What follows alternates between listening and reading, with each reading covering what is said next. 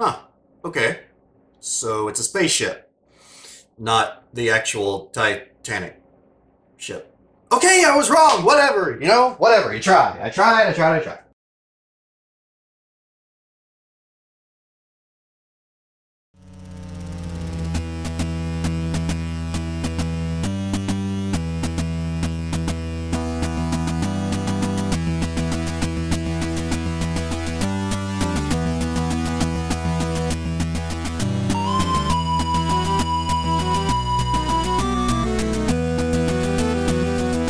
Hello, everyone, and welcome to episode 33 of Discovering Doctor Who.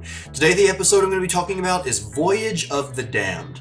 And I gotta say, my feelings about this episode are a bit mixed. Now, this one is the, Christmas special for season 4, and it was pretty interesting. I'll admit, as you can tell at the beginning, I was a little bit off-taken by the fact that we ended up finding out it was a spaceship called the Titanic as opposed to the actual Titanic, which, I was a little bit let down by. I thought it would have been interesting if the TARDIS had been the supposed iceberg, but, maybe that's a little bit too dark to go. I don't know.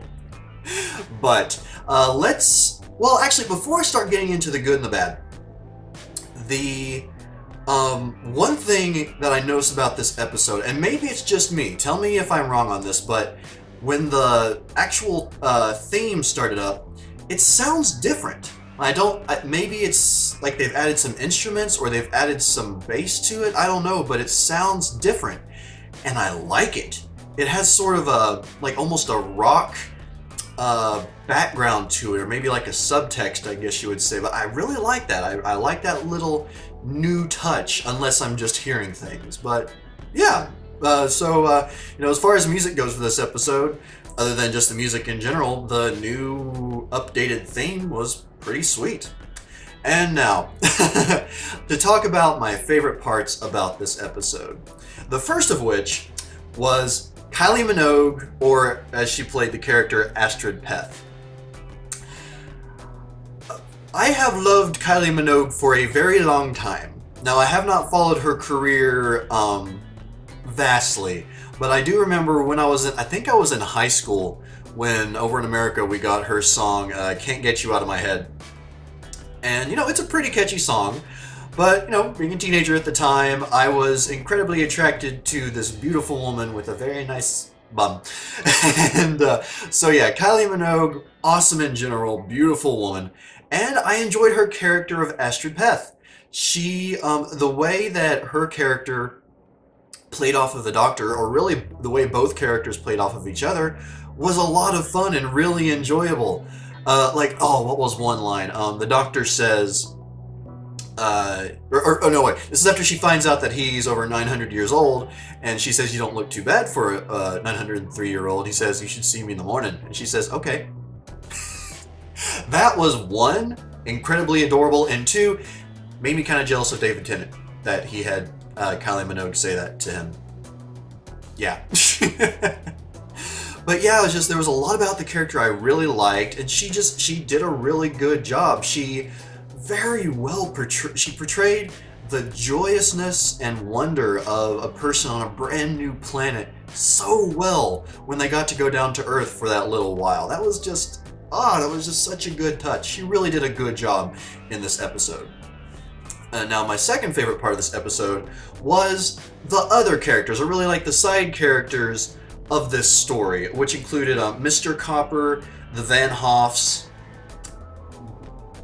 Benacafalata, I think that's right, Benacafalata, Rixton Slade, and then Midshipman Alonso Frame.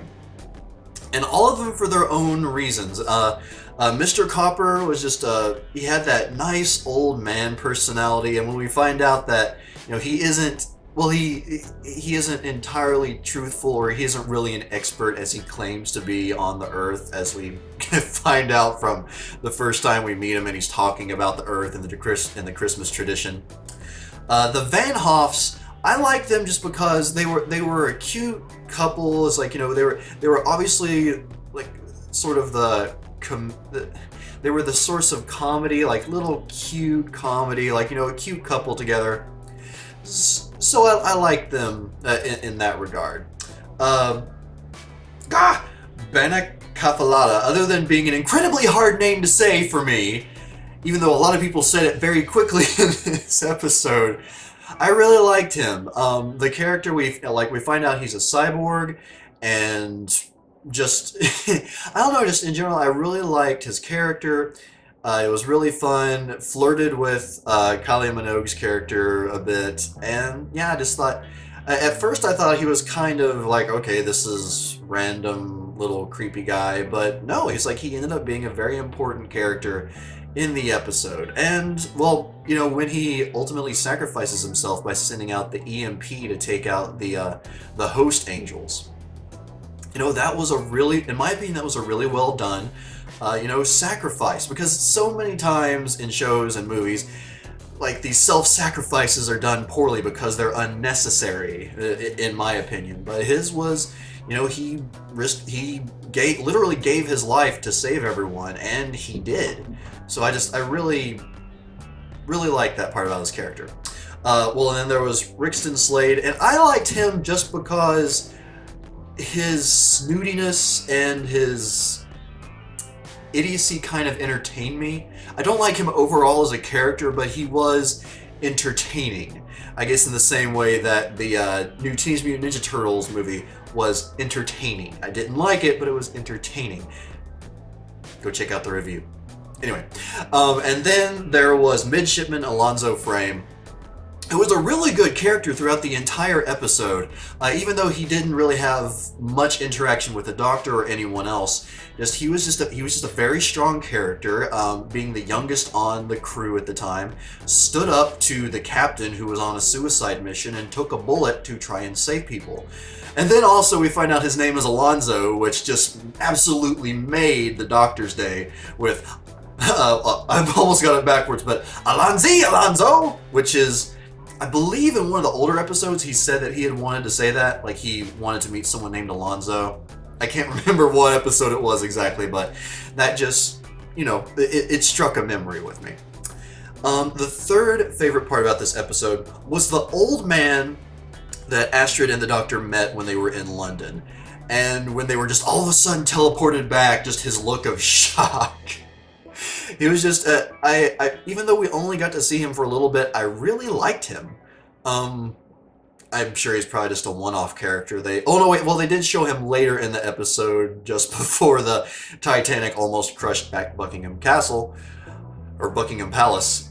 But, yeah, it's just like, I'm sure he's just a one-off character for this episode, but I liked him a lot. He was a very entertaining, very energetic character, especially for an older guy, which they usually just got to get played off as, like, you know, tired old men. But no, he was full of life. I really like that.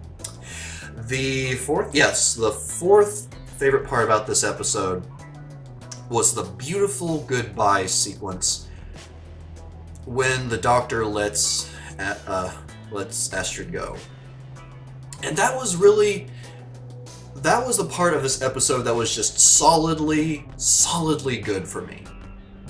Because, you know, with the characters, there wasn't a lot of connection with them, but she was the one character that I feel like had, other than the Doctor, like the most emotional connection to in this episode, and just the way that he had to let her go and she became Stardust. That was just so beautiful and so sad. And yeah, even though it made me mad that, you know, the character died, it's a really nice thought. It's a very sort of spiritual thought in a way. It's like, you know, that she, as these atoms, they get to travel, wander the universe until the end of time at this point. So I thought that was beautiful. I really did. And then finally, this didn't really have anything to do with the episode itself, but the dedication to Verity Lambert, who was one of the show's founders, which happens right at the end of they show that right at the end of the episode. And I really want to read up more about her, and I'm sure that once I start getting into the classic episodes, I may learn more about her anyway, just reading through some of the notes on Wikipedia. But it's very sad to hear that she passed away just from what I read, like just before the show's 44th anniversary. And a woman that has brought a show to us, or well, one of the founders of a show that has brought so much joy to so many people and continues to, bring more people into the fandom, I would say every day. I mean, I definitely have become one of them myself, so I really like that dedication. And moving on from that sad note, we're going to go into my annoyances with the episode, and there were a few. This episode, one, I didn't actually write this one down, but this is the first Christmas episode that really felt like filler to me. Like, yeah, the one where David Tennant's introduced, that one didn't feel like filler at all because it brings, the new Doctor into it. That's where we see what all's happening as he's starting to regenerate. The second one with Donna, I felt like it was kind of filler, but it still felt like a natural progression because it was sort of like started to be the Doctor's healing process from losing Rose. In this one, in some ways, it was sort of showing the Doctor's way of moving on, but it just really felt like, well, we need something to fall in between season 3 and season 4. So yeah, that's one annoyance with me is that it really did feel like a filler episode to me, and I haven't had that feeling for an episode in quite a while. But other than that, the second annoyance I had with this episode, okay, so it starts off, the Titanic has hit the TARDIS, and the TARDIS like heals itself or whatever. You're telling me that crew did not notice that they hit something? They didn't notice that they ran into like a police box or whatever it was. They didn't notice anything like that. Surely that would have had something to do with like either their shields if they were up at the time or something. I mean, it would at the very least cause a little bit of hull damage or give an indication. I mean, it's a friggin' spaceship. I don't know, that part just kind of bugged me. The fact that, okay, well, he crashed into them and they didn't notice at all. At all. Like, there was no mention of it from the crew or anyone. So, yeah, that just bothered me. The third annoyance I had was that, although I did like the characters, the other side characters, most of them, there was just no real connection to them, except for maybe the ones that lived longer. Like the Van Hoffs. They were cute, they were funny, but they just, for me, they were just kind of there. Like, had the episode not included them, it wouldn't really have made any difference, in my opinion. And then also, well, what's his name? Rixton Slade. He could have not been there and it would have been just fine, because in the end I feel like he was a overall useless character, kind of, except for maybe just being, someone to cause drama, to, irk the other characters, I guess.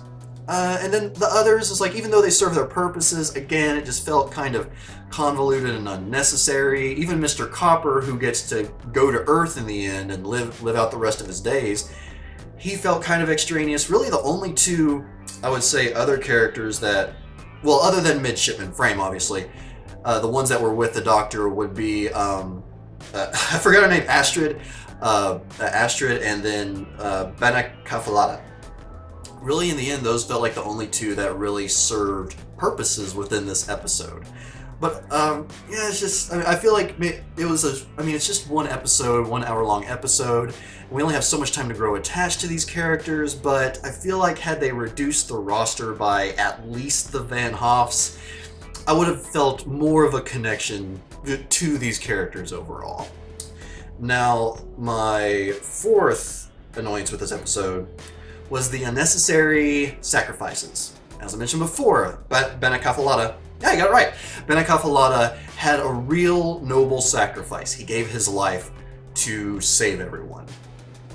And there was the first other sacrifice, which was Mrs. Van Hoff ties a rope, which, where did the rope come from, first of all? But ties a rope around one of the hosts that gets up after the EMP, and then pulls the host down into the furnace or whatever it is. And that was one of those moments where I understand her husband just died, so there's probably that, need to, like, she doesn't really feel like living anymore, possibly, but I felt like it was unnecessary because, okay, the thing's tied up, why not just push it over the side?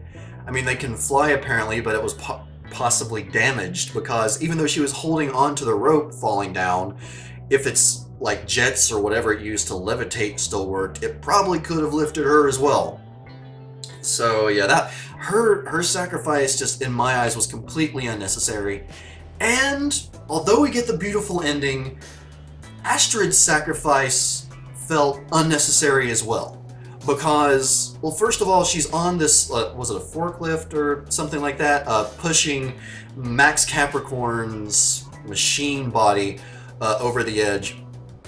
And there's two reasons why I felt like it was not necessary. First of all, one of the host's discs cuts the brake line. The doctor himself says that. So the thing can't stop. I assume anyways, like the thing is unable to stop from moving forward. Again, that's the way I interpreted it. So she could have gotten out and let the thing push Max over by itself. But even still, had she need to stay in there and hold down the gas pedal, why didn't she dive out the side before going over? It just felt completely unnecessary and forced. Now, I understand because it's Kylie Minogue, and most likely they probably couldn't afford to keep her on the show for an extended period of time. But I just felt like her death was so unnecessary. In the end, yeah, that's just, both of those really bothered me. And those of you that have been following along the series for a while know how much unnecessary sacrifices just really bother me, regardless of whether it's part of this show or otherwise. Now, my final annoyance with this episode is Max Capricorn himself. And it's not so much the character, it's the body. Now, in my mind, I kind of figured out that Max Capricorn was the bad guy earlier, but when he comes out, it's like, it's his head and then like this large box with wheels and tubes, and it just looked interesting. But in my mind, it was just like, if Banacafalata can get like this little tiny cyborg body, why didn't Max just like have himself put onto one of the host's heads? Because they seem perfectly capable of moving around and levitating. For him to be part of this gigantic box with tubes just seemed strange and poorly designed, to be completely honest. Again, that's just my opinion, but yeah, that was just something that bothered me. It seems like the way they portrayed him was just very uncreative in the end. Now, those aside, as always, time to bring back my favorite quote of the episode. And I was going to go with one, and it was the one where the doctor basically shows who he is. He tells everyone, I am the doctor, I am from Gallifrey, and all that. And it was a really good quote, but there was one that I felt was better, and it was because it made me laugh. And that quote comes from Mr. Copper. The quote is, I shall be taking you to old London town in the country of UK, ruled over by good King Wenceslas. Now human beings worship the great god Santa, a creature with fearsome claws, and his wife Mary. And every Christmas Eve, the people of UK go to war with the country of Turkey. They then eat the turkey people for Christmas dinner, like savages. Other than the fact that I couldn't pronounce Wenceslas right, that even reading that, it made me laugh. It's just such a good quote, so funny, and just really one of the funniest parts of the episode. That didn't specifically come from the Doctor, because the Doctor himself has a lot of good lines, some very sassy lines. And if any of you like those in particular, like them more, please let me know what some of your favorite quotes were of the episode in general, because from the Doctor in particular, so many good ones, and some others here or there from other characters. Now everyone, I mean, as for my feelings on this episode overall, it was okay. It had some really strong points, and it had a lot of negatives, unfortunately. Again, it really just felt like filler to me overall, which I wish I didn't feel that way, but I can't help it. It just felt a bit off. It felt forced overall, which, don't get me wrong, any reason to see Kylie Minogue is fine with me, but again, it's just, it felt forced. Although it was definitely, in the end segment was one of the best parts of this episode to me, and it felt like a very nice and beautiful send-off, both for the character Astrid and for Verity Lambert, who this episode was dedicated to. As for what is coming up next, time to get into the real meat of Season 4, and I believe I know who the companion is going to be now. I didn't watch the previews leading up to it, but I believe I know who's coming up next, and if so, I'm really looking forward to it because I liked this character the first time I saw her. Well, and everyone, until next time, I'm Papa Ken, and I will see you next time on the next Discovering Doctor Who for Partners in Crime. Allons-y!